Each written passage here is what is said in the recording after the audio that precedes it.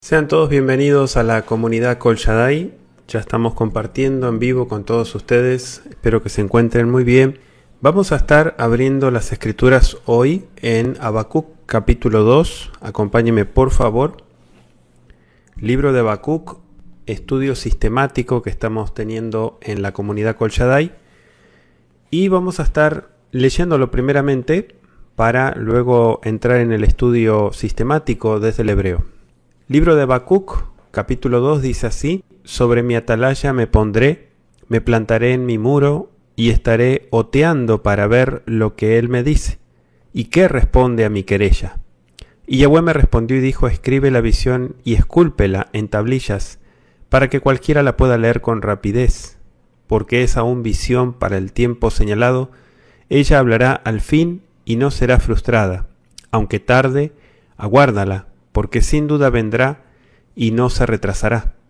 He aquí, aquel cuya alma no es recta está envanecido, pero el justo por su fe vivirá.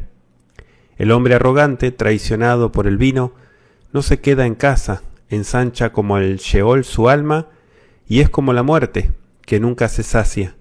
Aunque despoje a todos los pueblos y se adueñe de todas las naciones, todos ellos entonarán contra él coplas y refranes sarcásticos diciendo: ay del que acapara lo que no es suyo.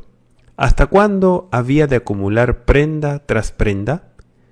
¿No se alzarán de pronto los que te han de saquear? ¿No se despertarán los que te han de oprimir con violencia para que les seas objeto de rapiña? Por cuanto has despojado a muchas naciones, las demás naciones te despojarán a ti, por la derramada sangre humana y por la violencia hecha a la tierra, a la ciudad y a cuantos moran en ella. Ay del que mete en su casa ganancias injustas y pone en alto su nido para escapar de la calamidad. Has tomado consejo vergonzoso para tu casa, aniquilando a muchos pueblos, has pecado contra ti mismo. Por eso la piedra clamará desde el muro, y la viga del enmaderado le responderá. Ay del que edifica la ciudad sobre la sangre y establece una ciudad sobre la iniquidad. ¿No procede de Yahweh Sebaot que los pueblos trabajen para el fuego y las naciones se fatiguen en vano? Porque la tierra estará llena del conocimiento de la gloria de Yahweh, como las aguas cubren el mar. Ay del que emborracha a su prójimo y lo embriaga con su cáliz venenoso para recrearse en su desnudez. Te has llenado de deshonra más que de honra. Bebe tú también y deja al descubierto tu prepucio. El cáliz de la diestra de Yahweh se volverá contra ti, y una pútrida ignominia cubrirá tu gloria. Porque la violencia hecha al Líbano, la matanza de las bestias aterrorizadas, la derramada sangre humana y la violencia hecha a la tierra, a la ciudad y a cuantos moran en ella, te cubrirán. ¿De qué le sirve al ídolo que lo talle el artífice si es una imagen, un maestro de mentiras? ¿De qué sirve al artífice confiar en su obra, haciendo ídolos mudos? Ay del que dice al leño despierta y a la piedra muda levántate. ¿Acaso ésta puede enseñar? He aquí está recubierto de oro y plata, pero no hay espíritu en él. Pero Yahweh está en su santo templo, guarde silencio ante él toda la tierra. Palabra del Eterno, capítulo 2, acabo de leer de Habacuc, el libro del profeta Habacuc. Bueno, hoy vemos cómo se le muestra a Habacuc, quien espera una respuesta que debe esperar con fe, ¿sí? El juicio contra los caldeos por su insaciabilidad, por su avaricia, por su crueldad. Incluso la borrachera y la idolatría son los temas que también trae este capítulo 2. Iniciamos en el versículo 1, dice, Al mishmarti emoda betziapzeba al matzor baatzapelirot mayedaberbi uma ashiv al tochachti. Muy interesante cómo empieza el primer verso. Sobre mi atalaya me pondré, me plantaré en mi muro y estaré oteando para ver lo que él me dice. ¿Y qué responde? A mi querella, dice. Fíjese que aquí claramente Habacuc demuestra su fe en el Creador y se presenta a sí mismo como quien ocupa su puesto, a la manera de un vigía, de una atalaya, como dice Ezequiel 3:17 o Ezequiel 33:7, en algún lugar alto para poder ver bien a todo en derredor, a fin de advertir todo lo que se aproxime. El matzor se puede entender en el hebreo como un baluarte. Aquí algunas versiones lo pusieron como fortaleza. La versión que acabo de leer dice, me plantaré en mi muro oteando, ¿sí?, para ver lo que él me dice. Aquí le pusieron muro, pero sería como un baluarte, es decir, un lugar desde el cual se puede resistir un asedio. En el texto hebreo citado que comentábamos en el primer capítulo y la introducción a este libro, me refiero a los manuscritos del Mar Muerto, justamente esta palabra lleva el sufijo que significa mi, como diciendo mi baluarte.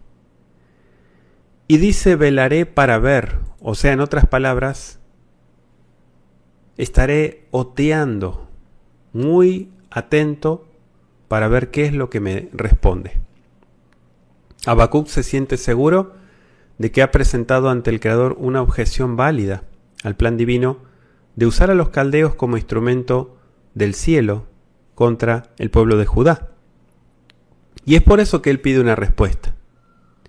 Ahora el versículo 2 dice, Vaya aneni Yahweh, Vayomer, y dijo, Ketov Hazom, escribe, ¿no?, la visión, Ubaer ala lujot lemaan yarutz korebo. Así está escrito el verso 2, Yahweh me respondió y dijo, escribe la visión y escúlpela en tablillas, o sea, en tablas, ¿no?, lujot, para que cualquiera la pueda leer con rapidez, dice el texto hebreo. ¿Sí? Lemaan yarutz korebo, para que, o de esta manera, yarutz, de manera apresurada, korebo, se pueda leer. Así sería la traducción literal. Y el Eterno responde a la fe de su siervo y lo anima en esta labor. Al tomar forma escrita, los mensajes del profeta perdurarían. Y sí, los escritos son registros que perduran, ¿no?, a través de la historia. La palabra luaj significa tabla y generalmente estamos hablando de tablas de piedra, aunque algunas veces eran tablas de madera, pero aquí probablemente se trate de tablillas puestas en algún lugar público donde todos pudieran verlas y todos pudieran leerlas, como bien dice el versículo.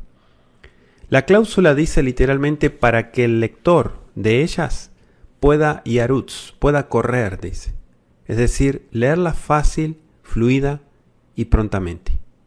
Esa es la interpretación del versículo 2. Ahora el versículo 3 dice Ki od hazom la moed beyafeyach laketz velo yehazef im itma'ama hakelo ki voyabo lo yeacher. Porque es aún visión para el tiempo señalado. Ella hablará al fin y no será frustrada, aunque tarde, aguárdala, porque sin duda vendrá y no se retrasará. Como diciendo, se va a cumplir. Literalmente se podría entender para su fecha, o sea, la visión se cumpliría a su debido tiempo. Esto es lo que quiero aclarar, lo que dice el texto hebreo. Aunque tardare, ¿no?, como dice la canción, ¿no? Ve'im godzea hakelo behol yom sheyabo. Aunque se demore, cada día lo esperaré. ¿Sí? La canción al Mashiach. Y aunque tardare, aunque él demore, espéralo, porque vendrá ciertamente y no se demorará. De acuerdo al texto hebreo, aunque el cumplimiento de la visión acerca de la venida de los vencedores caldeos en este caso, pareciera demorarse de alguna manera, se cumpliría a su debido tiempo. De acuerdo con el texto hebreo, la idea pareciera ser que, aunque el enemigo en apariencia se demorara, vendría tan ciertamente como fue predicho. Y se hace alusión al texto, incluso le dejo Hebreos 10:37, ¿no? Y las palabras junto con una frase también de la Septuaginta, en Isaías 26:20, se están aplicando a la segunda venida de Yeshua, el Mesías. La profecía de Habacuc 2, versículos 1 al 4, fue un motivo de mucho consuelo para diferentes épocas de los creyentes, ¿no? Porque usted sabe que el tiempo de la venida del Mesías no es ahora el siglo XXI. Hace muchos siglos ya que se viene hablando, ¿no? He aquí viene el esposo, salgan a recibirle, como dice Mateo 25. Sin embargo, el versículo 4 dice el texto: Ine uvpela lo yashera nafsho bo betzadik beemunato yihyeh. Ine uvpela lo yashera. ¿Sí? Lo yashera. Nafsho bo. Así está escrito. He aquí, aquel cuya alma no es recta está envanecido.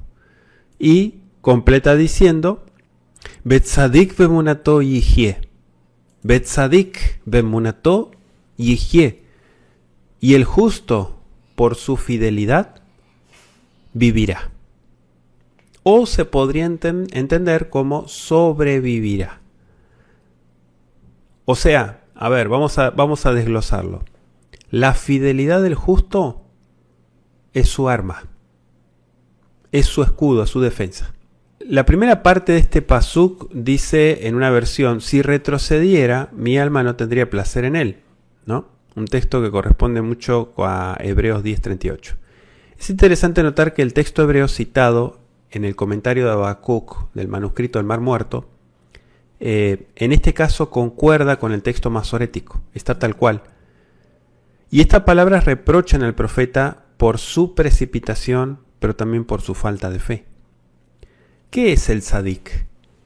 El tzadik es el justo, la persona correcta, ¿sí? Que se usa con referencia a una persona, o puede ser una cosa examinada y que se halla en buenas condiciones. Bueno, esta última cláusula manifiesta el carácter del hombre bueno en contraste con el malvado, descrito en la primera parte del versículo, ¿no? La fidelidad es la confiabilidad, la constancia, no solamente la fe. ¿Sí? Bueno, la palabra fe sabe que usted sabe que viene de fidelis, ¿no? De fidelidad, de ahí viene. En el hebreo es emuná y tiene que ver con esto. La emuná es fidelidad. Tzadik y emuná, palabras que se conjugan y que tienen que ver con la transparencia, no con la hipocresía. Se usa aquí para describir la relación de uno con el Creador. La confianza en Yahweh emana de la seguridad de que el Eterno guiará, protegerá, bendecirá a los que cumplen con sus preceptos y con su voluntad. Si el Eterno te está diciendo que hagas tal cosa, no es para que lo cuestiones, es para que lo hagas. Si no, estás haciendo tu propio reino. Habacuc aquí afirma tremendamente que el que vive por una fe sencilla y confía en Yahweh será rescatado, o sea, sobrevivirá. Pero el alma que se enorgullece por su propia perversidad, por su orgullo obstinado, por su cinismo y su hipocresía, perecerá. Hicimos todo esto en tu nombre, echamos fuera demonios, estuvimos contigo. Sí, apártense, no los conozco, dice el Creador. El texto masorético, en su fidelidad, porque dice ve munato, hay versiones que le pusieron mi fidelidad. O sea, como siendo el Creador el mismo que está hablando, ¿no? De hecho, en Hebreos 10:38, ahí se encuentra, incluso en pocos manuscritos del Brit Hadashah, la versión, ¿no? Puesto que la mayoría no están con el posesivo ni su ni mi para modificar fidelidad o fe. Tanto el texto masorético como en la Septuaginta se basan en grandes verdades porque una persona vivirá aceptada a la vista del Creador por su confianza y por su fidelidad para con el Creador, lo que a su vez se basa en la fidelidad de Elohim en su trato con sus hijos. Entonces es probable que esa variante de los textos se deba al parecido de la forma de las letras Vav y Yod. Yod es la más cortita, la más chiquitita, pero hay otra que es más alargada hacia abajo que es Vav. Tal vez pueda haber un error en eso, ¿no? Entonces, estamos hablando del tiempo donde se hizo la traducción. Y tal como se escribían en ese periodo, esas letras parecían prácticamente idénticas. No son como las que usted hoy conoce, ¿eh? Eran muy diferentes en esa época. Y se usaban como sufijos de Muná. Vav significaría su y Yod significaría mi. Eso para los estudiantes de hebreo bíblico que están en la comunidad Kol Shaddai, ustedes lo conocen como sufijo pronominal, pero también lo conocen en el caso de sustantivos como el posesivo en el hebreo. Bueno, tiene que ver con eso. Aunque en primer lugar este versículo se refiere a los que debido a su fe en Yahweh serían salvados de los caldeos y encontrarían paz a pesar de que Judá fuera destruida, en un sentido más amplio este pasuk enuncia una verdad que es muy aplicable a todos los tiempos. De hecho, más de una vez Shaul emplea esta declaración del Tanaj como el tema de una disertación sobre la justificación por la fe. Por ejemplo, Romanos 1:16 y 17, o Gálatas 3:11, incluso el Hebreos 10 que decíamos, ¿no?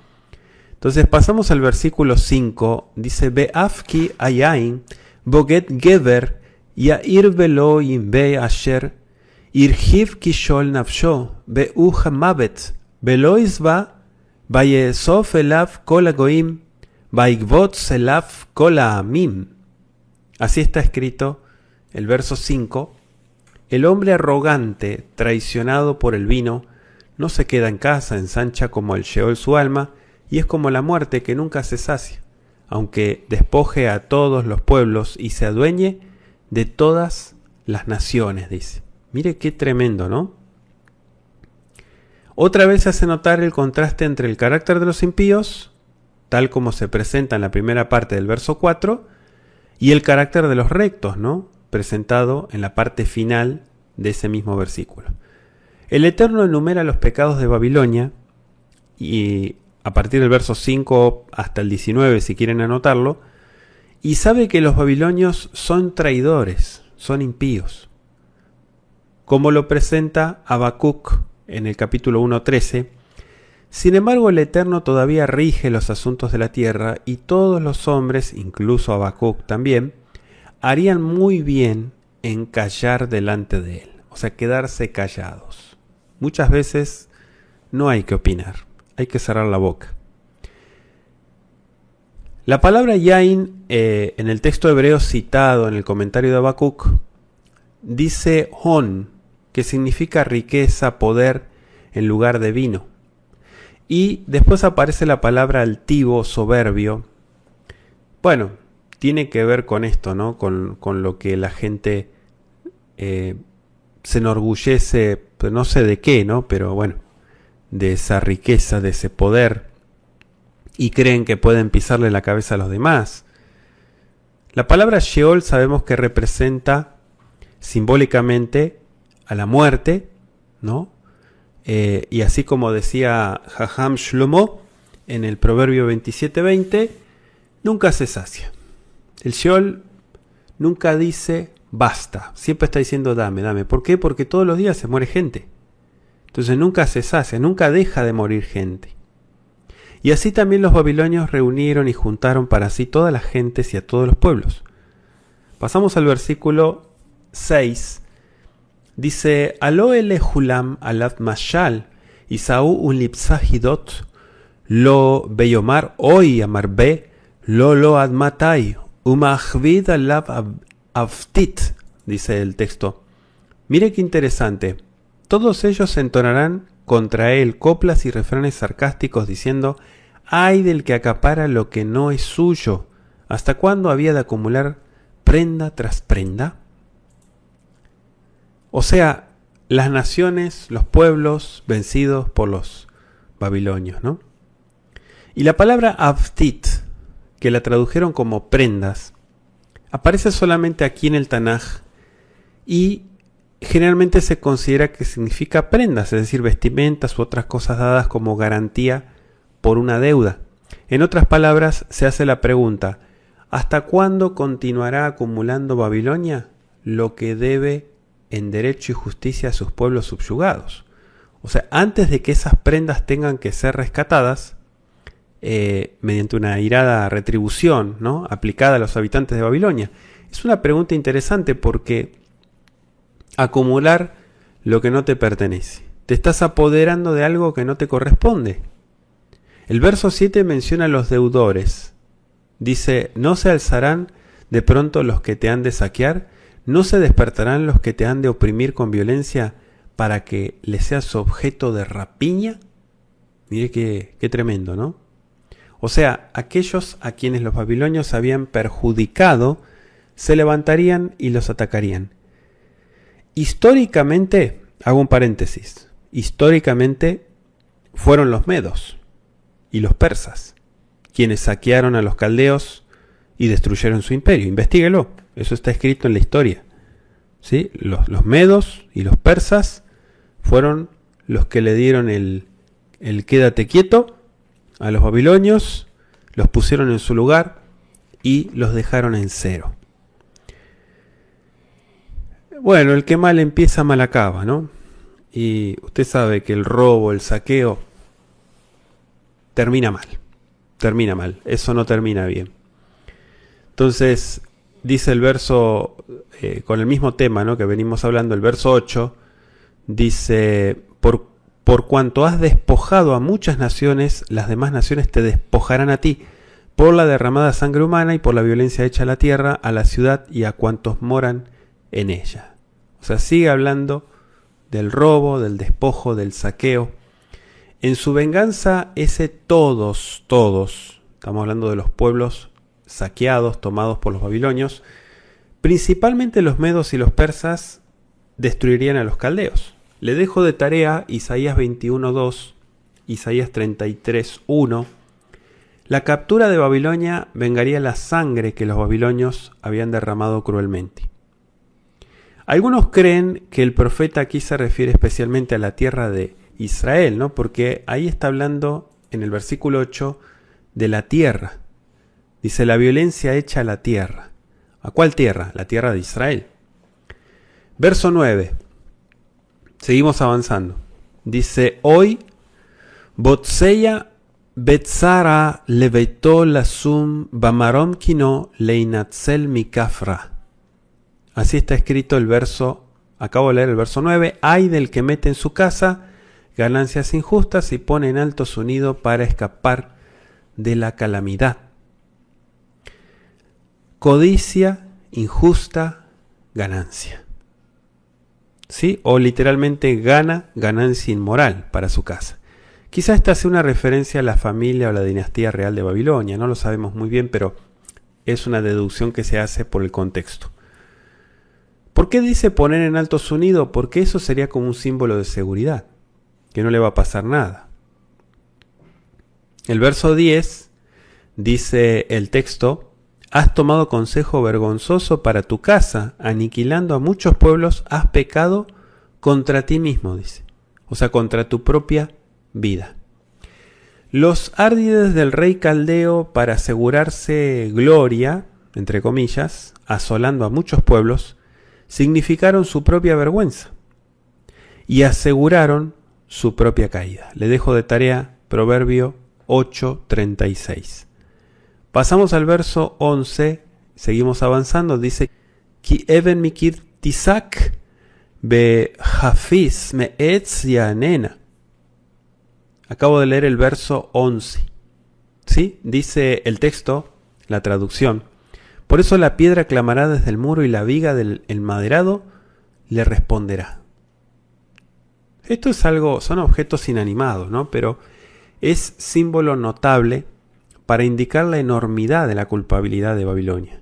No solo los hombres, sino también las cosas inanimadas, condenarían la iniquidad de los caldeos. Tremendo. Es como decir, las piedras van a empezar a hablar. Verso 12. ¿Qué dice el verso 12? Hoy voné ir bedamim bejonen kiria beavla. Así está escrito. Ay del que edifica la ciudad sobre la sangre y establece una ciudad sobre la iniquidad. Este sería el tercer ay, ¿no? Son diferentes ayes. La condenación recae sobre los babilonios debido a que su poder surgió de matanzas y de iniquidades. Babilonia fue agrandada y embellecida con los despojos tomados de las naciones vencidas. Aunque este versículo se aplica principalmente a Babilonia, las verdades que encierra son aplicables a todos los tiempos, ¿sí o no? Entonces, vamos a leer versos 13 y 14. Dice, Aloi neme et Yahweh Tsebaot, beigu amim bede esh, ulumim bede rik yafu, kitimale aretz ladat et kevod Yahweh kamaim, yehasu al yam. Acabo de leer 13 y 14. Dice, no procede de Yahweh Tsebaot que los pueblos trabajen para el fuego y las naciones se fatiguen en vano, porque la tierra estará llena del conocimiento de la gloria de Yahweh, como las aguas cubren el mar. Interesante, ¿no? Este versículo. Todos los edificios, las fortificaciones que los babilonios edificaron mediante el trabajo forzado de los esclavos, finalmente tan solo serían combustible para el fuego, y así también se fatigarían en vano. Como decía Jeremías en el capítulo 51, versos 29 y 30. Toda la tierra será llena. Habacuc reitera un pensamiento previamente expresado ya por otro profeta llamado Isaías. Eso lo dijo Isaías en el capítulo 11, verso 9. Y la caída de Babilonia es un símbolo de la destrucción de todos los impíos en el día postrero, ¿no? En los últimos tiempos. O sea, Babilonia también muchas veces se usó en la historia como un símbolo de la impiedad.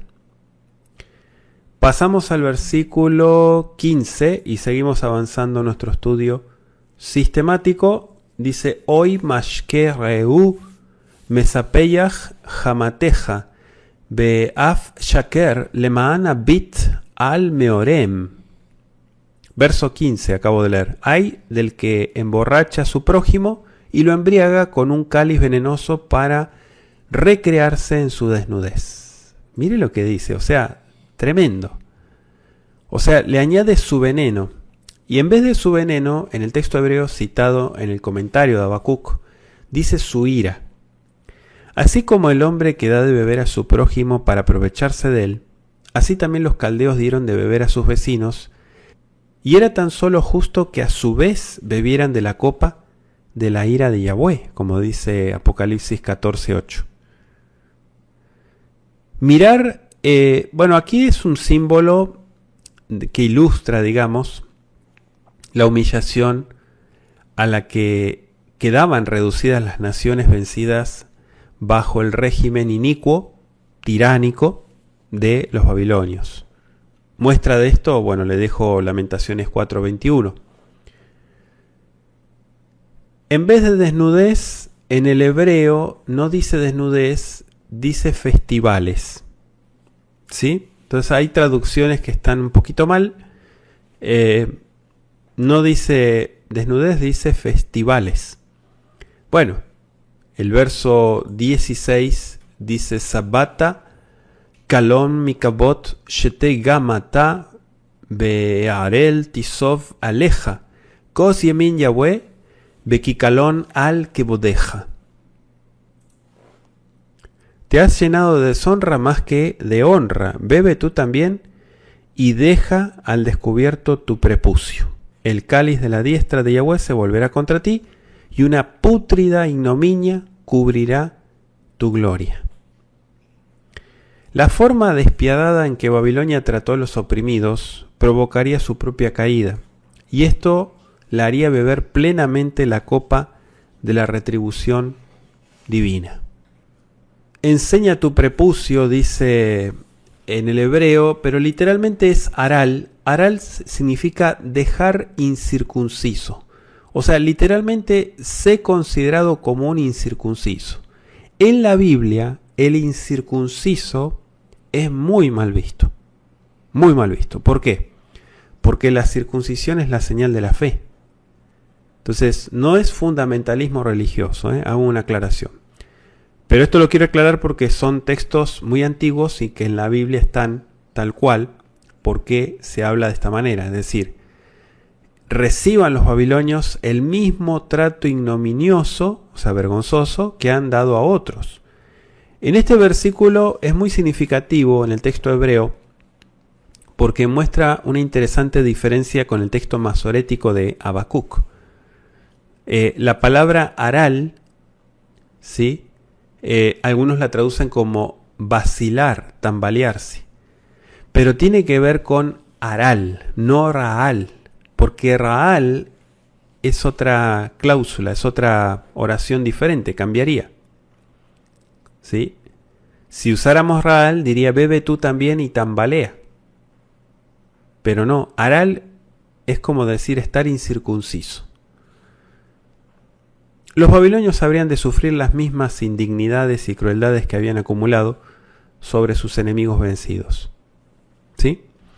Pasamos al versículo 17, dice, Ki jamás Lebanón yehaseja beshot vehemot yehitán mideme adam bahamás eretz kiria bechol yoshveba.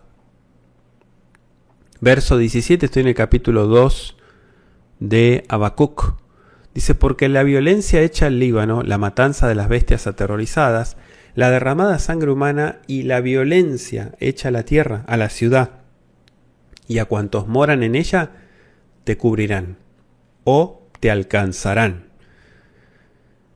La violencia hecha al Líbano recaería sobre Babilonia lo que ella había hecho al Líbano. Eso está en Isaías 14, 48.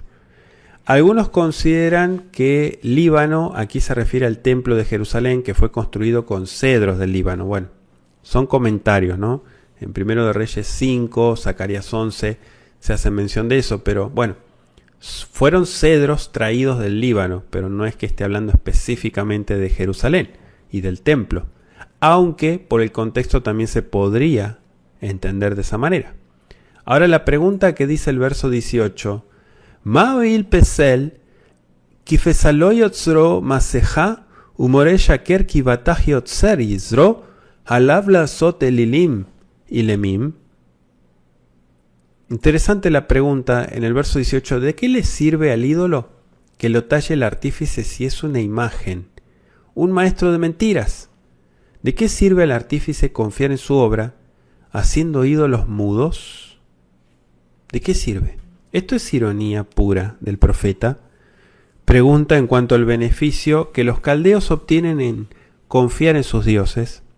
Vez tras vez se hace resaltar en el Tanaj la estupidez de poner la confianza en imágenes mudas. Le dejo Jeremías 10, versos 1 al 5, el Salmo 115, versos 4 al 8. Pasamos al verso 19, dice, Hoy Omer Laetz, Akitza Uri Lebem, Duman, Huyore Ineu, Tafus Zahav, Bahesef, Behol Ruach, Ein Bekirbo. Ay del que dice al leño despierta y a la piedra muda levántate. ¿Acaso ésta puede enseñar? He aquí está recubierto de oro y plata, pero no hay espíritu en él, dice. El palo y la piedra eran los materiales comúnmente usados en el antiguo Próximo Oriente o Cercano Oriente para hacer imágenes. Y dice de oro y plata porque estos metales preciosos se usaban para embellecer la piedra o el palo. Finalmente el versículo 20 termina diciendo Vayahue behal kotsho has mi panaf kol haaretz. ¿Sí? O sea, termina diciendo, pero Yahweh está en su santo templo, guarde silencio ante él toda la tierra. Has mi panaf kol haaretz. No dice el pueblo de Israel, toda la tierra calle porque Él está en su trono. Todavía el Eterno ocupa su trono, todavía guía el destino de las naciones.